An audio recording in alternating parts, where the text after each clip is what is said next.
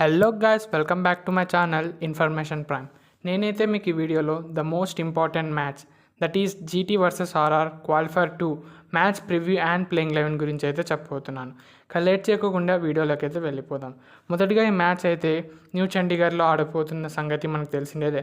Last time ఈ match జరిగినప్పుడు ఈ స్టేడియం ఎంత బ్యాటింగ్ అనుకూలించిందో తెలిసిందేదే. కాబట్టి ఈ మ్యాచ్లో కూడా పిచ్ ఏదైనప్పటికీ బ్యాటింగ్కి మాత్రం అనుకూలించే ఛాన్సెస్ అయితే ఎక్కువగానే ఉంటాయి. ఎలాగో మనకి తెలిసిండేదే కాబట్టి స్లో బాల్స్ వేసిన ఫాస్ట్ బౌలర్స్కి కొద్దిగా పిచ్లో గ్రిప్ దొరికే ఛాన్సెస్ ఉంటుంది. మరియు ఎవరైతే తెలివిగా బౌలింగ్ వేయగలుగుతారో వాళ్ళకి వికెట్స్ పడే ఛాన్సెస్ అయితే ఎక్కువగా ఉంటాయి. ఇక టాస్ గెలిచిన కెప్టెన్ బౌల్ ఫస్ట్ అయినా చేయొచ్చు, లేదంటే బ్యాట్ ఫస్ట్ అయినా చేయొచ్చు. లాస్ట్ కొన్ని మ్యాచెస్గా మనం చూస్తున్నాం ఈ ప్లే ఆఫ్స్లో టాస్ ఓడిపోయినప్పటికీ ఫస్ట్ బ్యాటింగ్ చేసి ఆ 200+ రన్స్ అయితే స్కోర్ చేసి మ్యాచ్ అయితే గెలుస్తున్న సంగతి తెలిసిండేదే. ఇలాంటి హై ప్రెజర్ మ్యాచెస్లో బ్యాట్ ఫస్ట్ చేసి మంచి రన్స్ పుటప్ చేస్తుంటే అపోజిషన్ టీం దానంతా అదే డౌన్ఫాల్ అవుతున్న సంగతి మనకు తెలిసిండేదే. కాబట్టి మోస్ట్లీ ఆ ట్రెండ్ కంటిన్యూ అయితే ఈ మ్యాచ్లో కూడా ఫస్ట్ బ్యాటింగ్ చేసిన టీమే గెలిచే ఛాన్సెస్ అయితే ఎక్కువగా ఉంటాయి. ఇక టూ టీమ్స్ ఒక రీసెంట్ ఫామ్ గురించి మాట్లాడుకుంటే, మొదటిగా గుజరాత్ టైటన్స్ లాస్ట్ మ్యాచ్ వాళ్ళు అనుకున్నంత స్థాయికి రాణించలేకపోయినారు. అయినా మనకు తెలిసిండేదే కదా వాళ్ళ టీం గురించి. ఆ కంబ్యాక్ కోసం అయితే వెయిట్ చేస్తుంటారు. మెయిన్లీ వీళ్ళకి న్యూ చండీగఢ్లో ఎలా ఆడాలో కొద్దిగా తెలిసిండేదే. కాబట్టి వెన్ కంపేర్ టు ధర్మశాల ఇది ఇంకా కొద్దిగా మంచి బ్యాటింగ్ పిచ్ అని అయితే చెప్పుకోవచ్చు. ఈ మ్యాచ్లో వాళ్ళ టాప్ ఆర్డర్ కంబ్యాక్ చేసేకి మంచి ఛాన్స్ అని అయితే కూడా చెప్పుకోవచ్చు. మెయిన్లీ ఈ మ్యాచ్ కోసం గుజరాత్ టైటన్స్కి కొద్దిగా గ్యాప్ కూడా దొరికింది. కాబట్టి ఆ టాక్టిక్స్ యూస్ చేసి మ్యాచ్ గెలవడానికి ఏమేం ప్రిపరేషన్ కావాలో అదైతే వాళ్ళు చేసింటారు. ఇక రాజస్థాన్ రాయల్స్ గురించి మాట్లాడుకుంటే, లాస్ట్ మ్యాచ్ అయితే వాళ్ళు ఒక వండర్ఫుల్ బౌలింగ్ మరియు బ్యాటింగ్ అయితే చూసాం. ఎస్పెషల్లీ వాళ్ళ టీం బౌలింగ్ ఎఫర్ట్ ఎలా చూసాం. మెయిన్లీ వాళ్ళ పేస్ అటాక్ అయిన జోఫ్రా ఆర్చర్, నాంద్రే బర్గర్ వికెట్స్ తీసి వాళ్ళని టీంని మంచి స్థాయిలో నిలబెట్టిన సంగతి మనకు తెలిసిండేదే. అందుకే రాజస్థాన్ రాయల్స్ కూడా మంచి స్ట్రెంగ్త్ అండ్ మరియు మంచి ధైర్యంతో అయితే మ్యాచ్లోకి అయితే అడుగుపడతారు. మోస్ట్లీ వాళ్ళకి మంచి అడ్వాంటేజ్ ఏమంటే మ్యాచ్కి లాస్ట్ మ్యాచ్ కూడా వీళ్ళు ఇదే గ్రౌండ్లో ఆడినారు. కాబట్టి వాళ్ళకి ఈ పిచ్ మీద మరియు ఈ గ్రౌండ్లో ఎలా ఆడాలో మంచిగా అనుభవం అయితే ఉంటుంది. కాబట్టి లాస్ట్ మ్యాచ్ది వాళ్ళకి ఇది మంచి అడ్వాంటేజ్ అని అయితే చెప్పుకోవచ్చు. ఇక టూ టీమ్స్ ఒక ప్లేయింగ్ 11 గురించి మాట్లాడుకుంటే, గుజరాత్ టైటన్స్ ఈ మ్యాచ్ కోసం ఏమైనా చేంజ్ చేస్తే ఒక చేంజ్ మాత్రం ఖచ్చితంగా చేస్తారు. అదే కుజ్రోలియా ప్లేస్లో అర్షద్ ఖాన్ని కానీ సాయి కిషోర్ని కానీ ప్లేయింగ్ 11లోకి తీసుకొచ్చే ఛాన్సెస్ ఎక్కువగా ఉంటాయి. లాస్ట్ మ్యాచ్లో మనం చూసాం కదా, కుజ్రోలియా అనుకున్నంత స్థాయిగా రాణించలేకపోయాడు. అటు ఫీల్డింగ్ సైతం అనుకున్నంత రేంజ్గా అయితే రాణించలేకపోయాడు. ఛాన్సెస్ తన ప్లేయింగ్ 11లో నుంచి తొలగించి వేరే ప్లేయర్ లైక్ అర్షద్ ఖాన్ని తిరిగి తెచ్చే ఛాన్సెస్ ఉన్నాయి. లేదు ఒక ఎక్స్ట్రా స్పిన్నర్ కావాలనుకుంటే సాయి కిషోర్తో కూడా వెళ్ళే ఛాన్సెస్ ఎక్కువగా ఉంటాయి. ఇక రాజస్థాన్ రాయల్స్ గురించి మాట్లాడుకుంటే, వీళ్ళ టీం చేంజెస్ ఏం చేయకపోవచ్చు. లాస్ట్ మ్యాచ్ ప్లేయింగ్ 11తోనే రావచ్చు. మరొకసారి ఆ ఇంపాక్ట్ ప్లేయర్ రూల్లో వీళ్ళు ఆ ఇంటెలిజెంట్గా యూస్ చేసే ఛాన్సెస్ ఎక్కువగా ఉంటాయి. లాస్ట్ మ్యాచ్లో మనం చూసాం ఆ ఇంపాక్ట్ ప్లేయర్లో అటు శుభం దుబేని మరియు సుశాంత్ మిశ్రాని కూడా పెట్టుకున్నారు. అర్లీగా వికెట్ పడితే శుభం దుబే వచ్చేవాడు.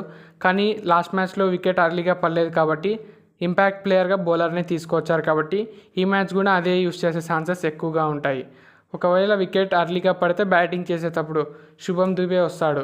అదర్వైజ్ సుశాంత్ మిశ్రానే బ్యాటింగ్ అయిపోయినాక బౌలింగ్ చేయడానికి రావచ్చు. ఇక కీ బ్యాటిల్స్ గురించి మాట్లాడుకుంటే, మెయిన్ బ్యాటిల్ పవర్ ప్లేలోనే ఉంటుంది. మెయిన్లీ జోఫ్రా ఆర్చర్ వికెట్స్ తీస్తున్నప్పుడల్లా వాళ్ళ టీం ఎలా పర్ఫామ్ చేస్తున్నా మనకు సంగతి తెలిసిందేదే.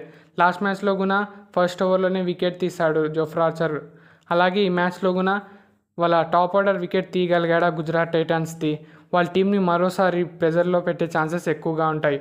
మోస్ట్లీ మనం లాస్ట్ కొన్ని మ్యాచెస్గా చూస్తున్నాం కదా, గుజరాత్ టైటన్స్ వాళ్ళ టాప్ 3 వికెట్స్ ఫాల్ అయితేనే ఎలా ఆల్అవుట్ అయిపోతున్నారు త్వరగా. లాస్ట్ మ్యాచ్ ముంబై ఇండియన్స్తో కానీ ఇటు ఆర్సీబీతో కానీ వాళ్ళ టాప్ ఆర్డర్ డౌన్ఫాల్ కావడం వల్ల వాళ్ళు మ్యాచ్ ఓడిపోయిన సంగతి తెలిసిందేదే. కాబట్టి మరొకసారి వాళ్ళ టాప్ ఆర్డర్ అయితే ఈ మ్యాచ్ కోసం కీలకం అనొచ్చు.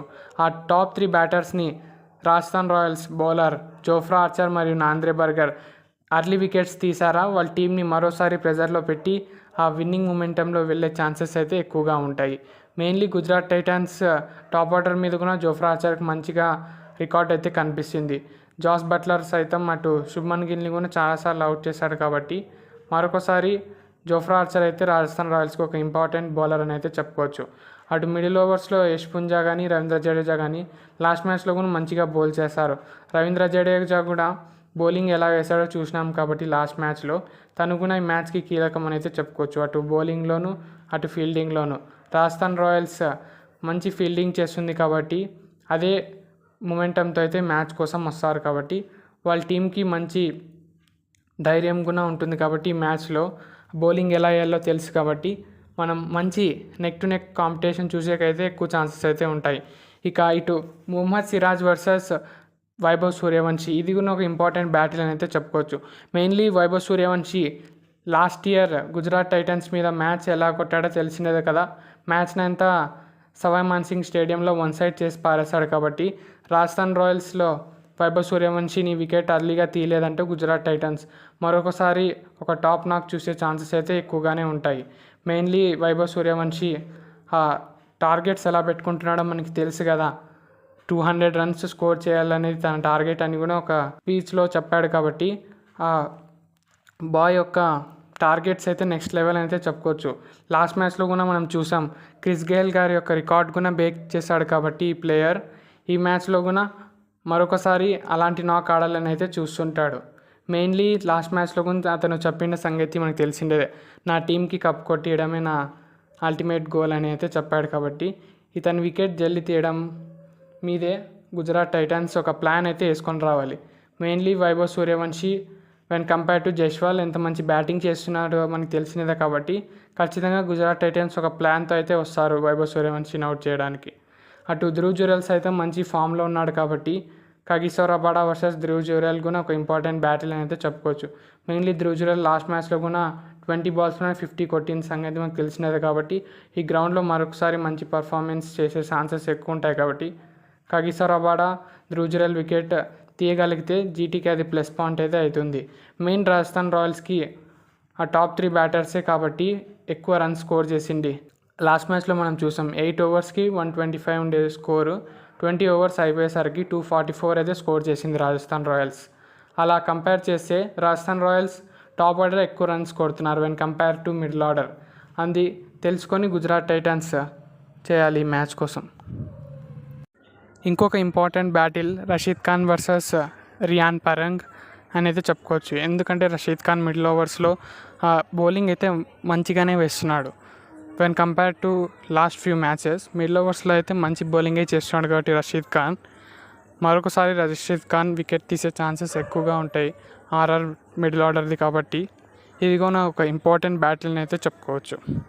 ఇక 2 టీమ్స్ ఒక ప్లేయింగ్ 11 కంపేర్ చేస్తే I feel both the teams మంచి లైనప్ అయితే చెప్పుకోవచ్చు. మెయిన్లీ 2 టీమ్స్ తమ టాప్ ఆర్డర్ మీద ఎక్కువ డిపెండ్ అవుతున్నాయి కాబట్టి ఈ మ్యాచ్ అయితే మెయిన్లీ పవర్ ప్లేలో అయితే ఇంపార్టెంట్ అయితే చెప్పుకోవచ్చు. ఏ టీం అయితే మంచి బౌలింగ్ వేసి వికెట్స్ తీసారా పవర్ ప్లేలో అటు వికెట్స్ తీసి నెక్స్ట్ మిడిల్ ఓవర్స్లో అంత రన్స్ కంటైన్ చేశారా ఆ టీం మ్యాచ్ గెలిచే ఛాన్సెస్ ఎక్కువగా ఉంటాయి. ఎందుకంటే 2 టీమ్స్లో మిడిల్ ఆర్డర్ బ్యాట్స్మెన్ అనుకున్నంత స్థాయిగా పర్ఫార్మెన్స్ చేయడం లేదు కాబట్టి ఏ టీం అయితే మంచి మిడిల్ ఓవర్స్లో బౌలింగ్ వేయగలుగుతుందో మిస్ఫీల్డ్స్ చేయకోకుండా ఆ టీం మ్యాచ్ గెలిచే ఛాన్సెస్ అయితే ఎక్కువగా ఉంటాయి.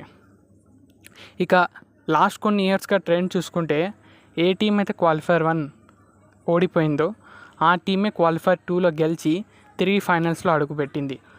ఆ ట్రెండ్ చూసుకుంటే గుజరాత్ టైటన్స్ ఈరోజు మ్యాచ్ అయితే గెలవాలి. లేదు ఈసారి ట్రెండ్ ఏమైనా చేంజ్ అవుతుంది అంటే రాజస్థాన్ రాయల్స్ ఫైనల్ వెళ్తుంది. మరి మీరే టీం గెలిచి ఆ గ్రాండ్ ఫినాలీలో అడుగు పెడుతుంది అనుకుంటున్నారు కింద కమెంట్ చేయండి. I hope you liked this video. ఇక నా ఛానల్ని అయితే సబ్స్క్రైబ్ చేసుకోండి మరింత వాల్యుబుల్ కంటెంట్ పొందడానికి. Until then bye bye.